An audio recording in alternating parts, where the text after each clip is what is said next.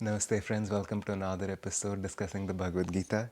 We are discussing chapter 6 of the Gita, and as I was sharing interestingly last week, oftentimes this chapter of the Gita is titled as the Yoga of Meditation, and as we go through the verses you will see why. But interestingly, Swami Kriyananda calls it the true yoga. And I've been thinking about that, about how what Krishna discusses in this chapter is the true essence of yoga. It is not that meditation is just one aspect or one limb. Meditation and inner communion are the central pillars and the definition of the practice of yoga. And no matter how we come to it and how we practice it, it is what holds it together and takes us forward in that spiritual journey of union. So, the verse that I've picked for today is 17th verse of 6th chapter. But even before I discuss that verse, I want to share a few ideas that I'm briefly skipping over in the verses. I think last week I discussed the fifth verse of the 6th chapter, and there are a few more. This chapter is something that, as I've been reading more, I wouldn't have even known what the true message of the 6th chapter was until I spent the last couple of weeks tuning into it and reading Swami Kriyananda's commentary. It's been quite enlightening for me. And as I've been reading, I realized how much of what Krishna shares in this chapter is just practical advice. It's less philosophical and more just practical things that we can do in our own lives, especially to build our meditation practice. And I'm skipping through some of these verses because we have seen those ideas already, and I've touched upon them in some of the previous verses in chapter 4 and 5 that we have discussed in the same series. Krishna talks in a lot of specificity. He talks about posture for meditation, the right seat for meditation. He talks about holding the body firm and still. He talks about holding a straight spine. He talks about focusing the gaze here at the point between the eyebrows. The Sanskrit word he uses for that is nasikagra. And even in the autobiography of a yogi, Yukteswar shares with Yogananda, oftentimes a lot of pundits and scholars, they translate that word as tip of the nose. But you only become cross-eyed by focusing like this on the tip of the nose. That's clearly not what Krishna is referring to. One of the tips of the nose is also the source, the origin point of the nose, and that's where this is. And it's helpful for us to think about the spiritual eye that way, because as we go deeper into our meditation practice, as we tune deeper and deeper into our own subtle energies and the astral spine, we realize that the breath, the act of breathing, originates at this point. We will feel that energy coming together at the spiritual eye. So it is helpful to think of that point as nasikagra, or the origin of the breath, rather than just the point between the eyebrows, which although it's conveying the meaning, it feels rather arbitrary. So I will now read the 17th verse of 6th chapter, which has some of the most practical advice that I've received from anyone on meditation, and it's very useful and also simple to follow. And this is how the verse goes. Yukta hara viharasya yukta cheshtasya karmasu yukta swapnava bodhasya yogo bhavati dukkhaha. And I will now read Swami Kriyananda's commentary on this verse. I will read the literal translation. One who is temperate in eating, recreation, working, sleeping, and wakefulness attains yoga, which destroys all suffering. It is quite simple, and I'm going to read it again. One who is temperate in eating, recreation, working, sleeping, and wakefulness attains yoga, which destroys all suffering.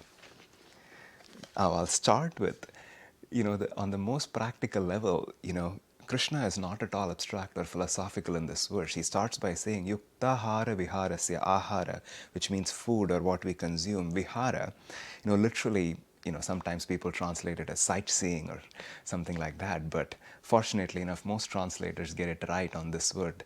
They know that Krishna is referring to activities of recreation, of having fun, of doing things that are just different from our routine to make sure our energies are replenished.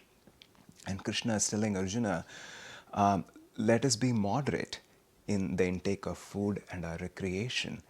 And I can speak certainly from my own experience I can certainly say I've been meditating regularly. By regular, I mean once a day at least. I think at least in the last 6 or 7 years, I would say fairly consistently twice a day. for about 10 years or so. And the advice that Krishna is presenting here, I can certainly tell you from all the ups and downs in my own meditation practice and all the different experiences that I've had, all the lessons I've learned on what works and what doesn't work to cultivate a meditation practice, this is perhaps the most foundational.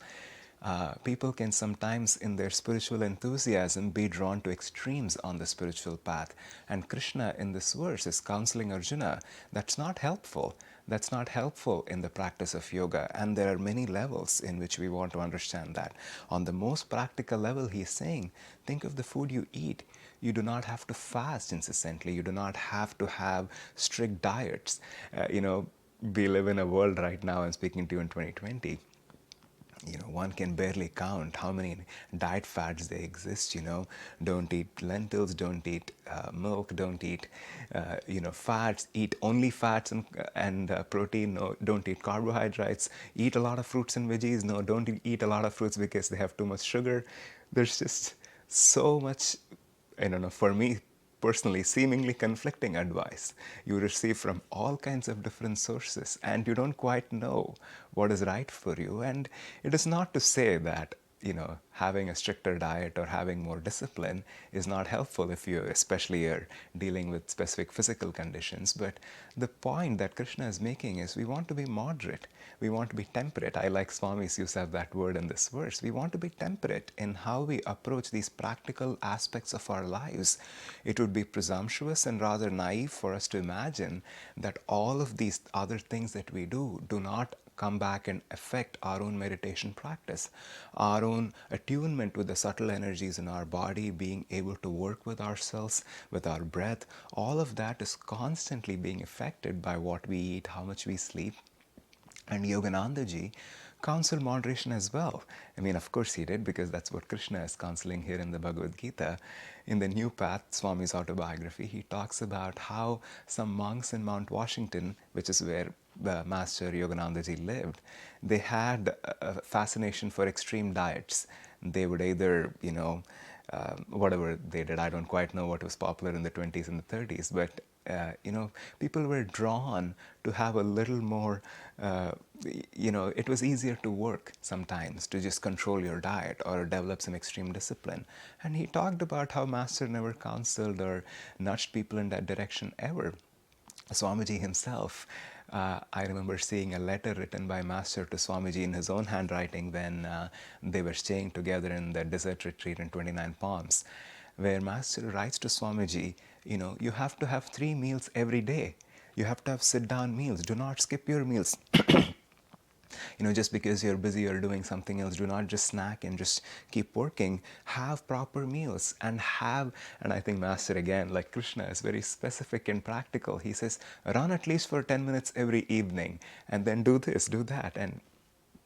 And the beauty of Swami Kriyananda's discipleship is that till the end of his life, I'm told that he always made sure to follow Master's advice to the word. He would always make sure, no matter how much he had on his plate, no matter what he had to do, what big project he was working on, he would always sit down on a table, have a fork and a knife, and have a proper plated breakfast, lunch, and dinner. And he always followed Master's advice very religiously in that regard. And one doesn't have to necessarily adhere to the same discipline of 3 meals or whatever works for you. But it is important for us to know. And what I was sharing earlier is, even from my own experience, I can share. I have, in my own life experience, tried a few different diets, not just diets in terms of, adding or not including certain fruits in my daily life, but when I go for longer meditative seclusions or at other times, I've tried being on water fast, fruit fast, just vegetables or just light starches or this or that.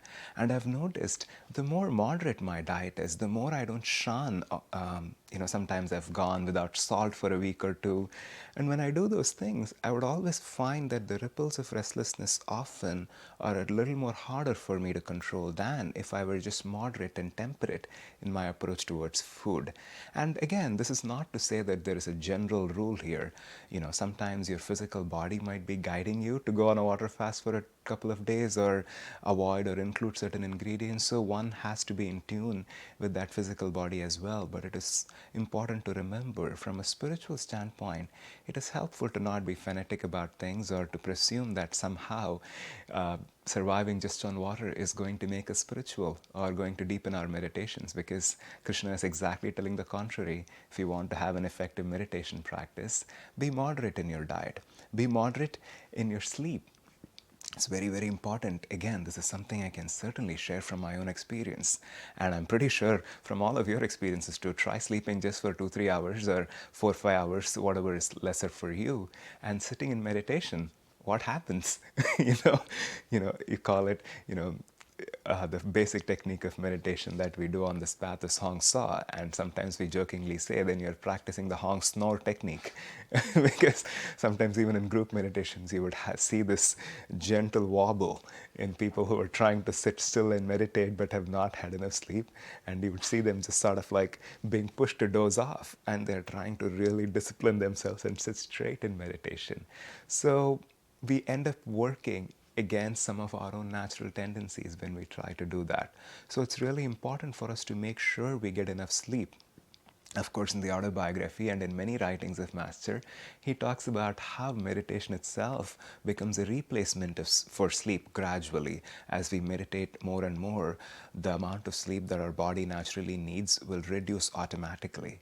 But I can again assure you from the experience of myself and also my friends, it's helpful for it to be natural and not forced. And the same goes with the excessive sleeping also. Sometimes when I go, like I said, on seclusions or when I take some time off to spend in meditation, I would, the first day or two, because I'm generally very busy in my life, I would let myself sleep longer than usual, and I would be surprised to find myself, which rarely happens in daily life for me, to find myself sleeping for 10 hours or 11 hours. It's just unusual for me, maybe not for some others, it doesn't matter. But when I've had more sleep than my body really needs, when I allowed myself to just sort of wallow in that subconscious dream, just in the name of resting my body, and I tried to meditate, interestingly, I would find myself more sluggish, more lazy, more restless than usual. And it is an important lesson that Krishna is giving all of us here, and an extremely practical one. It is wise and worthwhile figuring out what we exactly need in terms of our sleep and then sticking to it and not sleeping too less or too much in order for us to have deeper meditations, for us to have regular effective meditation practice. And he even says, Yukta Swapnava Bodhasya. He talks about even dreams and wakefulness. All of that has to be in balance. And this is again an interesting point. My eyes caught those words when I was reading this, because for the last year or two I've been wearing this Fitbit. It's just one of those miracles of modern technology where you can track a lot of things which people a few years ago did not even know that they could, and it would be useful. And I obviously pay attention to my resting heart rate and basic things like that to make sure I'm healthy. But also I like to track my sleep quality. And there's something called the REM sleep and deep sleep and light sleep and all of that. If you have a more sophisticated device, it might even give you more granular and more detailed information. But I've been reading more about REM sleep, because sometimes I don't get enough and sometimes I get more than what I need. And I was wondering if that is healthy and what I need to do about it. And as I was reading more about it, the REM sleep is indicative of the amount of time we spend in dreams. And every night, whether or not you remember, there's a fair amount of our nighttime sleep that is spent in that state of brain frequency. I don't know if that's the right word. And it is important for us to have a balance in our own nervous system and in our own natural autonomic neural processes, and for us to have that sense of relaxation as we move through life. And that's exactly what Krishna is describing here. He's not talking about REM sleep or devices to measure, but he's saying we have to have moderation and balance in sleeping, waking, dreaming, and all of those aspects. And we need to constantly strive to balance our life so we can achieve all of those things. And these are all key for us to be able to meditate. And of course, the most important, the fascinating of all, where he says yuktahara viharasya, the aspect of recreation, how important it is for us to have fun, for us to be able to be relaxed in natural ways, involve and do natural activities that are replenishing and rejuvenating to our brain. The word recreation itself, as somebody pointed out to me, it has the word creation in it. What are we creating? The creative flow that is inherent in that way of having fun is that we express ourselves naturally and we replenish and our energies that way. And the word create is very important there. In one of Swami Kriyananda's advice in his book Living Wisely, Living Well, which is a year long collection of practical tips for every day. I don't remember where it comes in that book and I don't remember the exact phrasing right now, but he talks about always choosing recreation or activities that are not passive in nature. Passive recreation can include things like sitting in front of a TV, watching Netflix or YouTube these days, perhaps not TV, whatever that is. And there are so many other things that we can add to the list. It doesn't matter. But we all know what creative, active recreation is. What does that look like? Music, arts, hobbies, even maybe doing knitting, whatever it is that we are drawn to read a book that we can creatively engage with, not something that is just passive or putting us in our familiar subconscious places, but something that we can enjoy and actually get something from. And Krishna is recommending that we need that in our life. We need those aspects of our own life where we can relax and have fun. And he's saying that is important for meditation practice.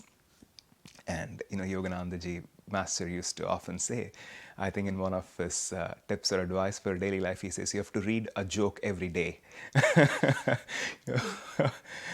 I don't think I've followed that one, uh, you know, that religiously ever in my life, but I sometimes, whenever I read that, I feel like that is so easy to do, and I can see that is self-evidently good. Maybe I should try that more often. But that's exactly what he's referring to, for us to be light-hearted, for us to not get too serious. As someone once pointed out to me, sometimes we make the spiritual path too narrow that we often just fall off from it. We don't have enough space to even walk. And that's really what I mean by being drawn to extremes. And the idea of practicing moderation, making sure we are being natural in working with ourselves. All those natural tendencies that we have to seek to have fun, to play, to eat tasty food, or to go to bed at night, to dream, to wake and be wakeful the rest of the day. All of these are instincts that are God given. And yoga is the science of working with what is. It is not the science of forcing a discipline or suppressing our true nature, but letting it express naturally and lifting it upward, for our own spiritual growth. And Krishna is counseling Arjuna here. All these aspects of life, they're important if you want to avoid suffering. Now, that's a big claim. Anytime we find ourselves repressing or trying too hard to do certain things, whether it's with food or sleep or recreation or whatever, it's important that ultimately those patterns of energy we create will not work for our own highest good. you know, I also wanted to say with regards to food, Swami Kriyananda, who I'm told also had, just a general liking for good food, and he was always pleased when good food and fine food was presented to him. He asked Master that he felt he was too attached to the idea of, to food and to the sense of taste. And Master just smiled at him and said, when ecstasy comes, everything else will go. And that's important for us to remember. There's, this is all of these ideas that we're discussing here. They tie back beautifully with what Krishna was describing in chapter 5 on that true attitude of renunciation, because we often think somehow renunciation can be externally enforced just by avoiding certain foods, living a certain life, avoiding this, avoiding that, by somehow making ourselves smaller, by putting rigid walls around our daily life. Somehow renunciation can be achieved outwardly in that way. And as Krishna already clarified, that's just not possible. Renunciation has to be inside out. Renunciation is the way we deal with life, how we respond to what comes to us. It is not a question of what garb you wear, what food you eat, or what title you have. It's simply who you are inside. And in this particular case, and to end that point, and renunciation truly means ego renunciation. It is the detachment of ego from the fruits of actions. It is the detachment of ego and the personal involvement in everything that comes to us. So, in this verse, as we look at all this moderation, what Krishna is saying is, again, coming back to that same point of ego renunciation, it's more important for us to focus on realities that are subtler and that are deeper in terms of our own personal attachment to realities, rather than simple natural instincts, which is just the way things are. As Master was saying, as whenever ecstasy comes, everything else naturally goes. Now, moving on from some of these practical aspects into the philosophical implications of what Krishna is describing here, I just want to also bring our attention to the fact that this idea of moderation is not limited, as Swami Kriyananda explains in his commentary on this verse. It's not just limited to the practical aspects of our life, or of our diet and recreation and sleep and all of that. It extends beyond that. It extends to even how we conduct ourselves and how we view our life as a whole, of how this idea of moderation is important for us to hold as a principle as we move through life, and the extremes that one might be tempted to practice or be drawn to are not always helpful in the spiritual path. And that is the essence of what Krishna is preaching to Arjuna. And, if that's familiar to us already from the last chapter, we even discussed about the life of a householder, where Krishna simply states categorically, renunciation does not have to depend on any external constraint. One could have a wife, one could have children, one could lead a perfect, noble life in this world and be a perfect renunciate in his heart.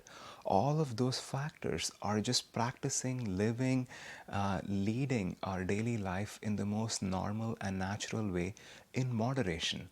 And as long as we can keep our awareness to make sure that we are in fact practicing things moderately, we are in fact not indulging through our senses, not seeking with greed, not necessarily feeding our ego through any of these aspects of our life, it is helpful for us to lead and be natural in some of those ways. And that can even take us deep spiritually and teach us the lesson that we need to learn. Interestingly, Swami makes a comment both in this commentary and in few other places in his writings about how Krishna in the Bhagavad Gita is constantly advocating a path of moderation, and on the other hand, Jesus in the Bible, not that these are mutually contradictory, they're saying the same thing, but their emphasis might be slightly different depending upon who they're speaking to. Jesus, on the other hand, is a little more extreme in his counsel, not extreme in any outward way, which is what Krishna is advising us against, but extreme in their own spiritual attitudes in terms of what it means to practice renunciation, where Jesus says, pay no heed to tomorrow, or, do not carry money in your purse, take a sword, and, you don't have to get along with your parents and your in-laws, or, your own kith and kin. And where Jesus is presenting some of these ideas that are seemingly very radical, that are dramatic, that are going to shake the foundation of your life. And Krishna, on the other hand, is telling us, just be temperate. Just lead a normal life. Don't be drawn to extreme. And Swami makes this interesting remark.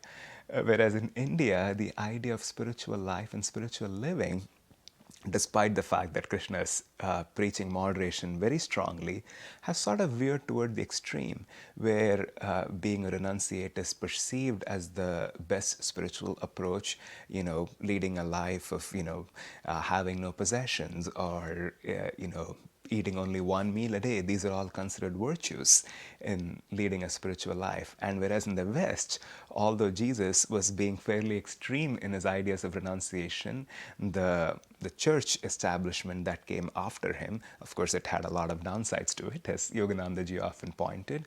The Christian way of thinking was always one of moderation, of always having a family, of always leading a balanced life that included recreation. I mean, those kind of heavy disciplines with reference to food and recreation, all of those generally are not worshipped in the same way in the Christian tradition as they are in the Eastern tradition. So I don't know what to make of it, or I do not have any philosophical conclusions from that. But as Swami points out again in this commentary, I thought it's something interesting to think about, and for us to know that the path of yoga lies somewhere in between. It is not about extremes, it is about moderation, and at the same time, it is about complete ego renunciation.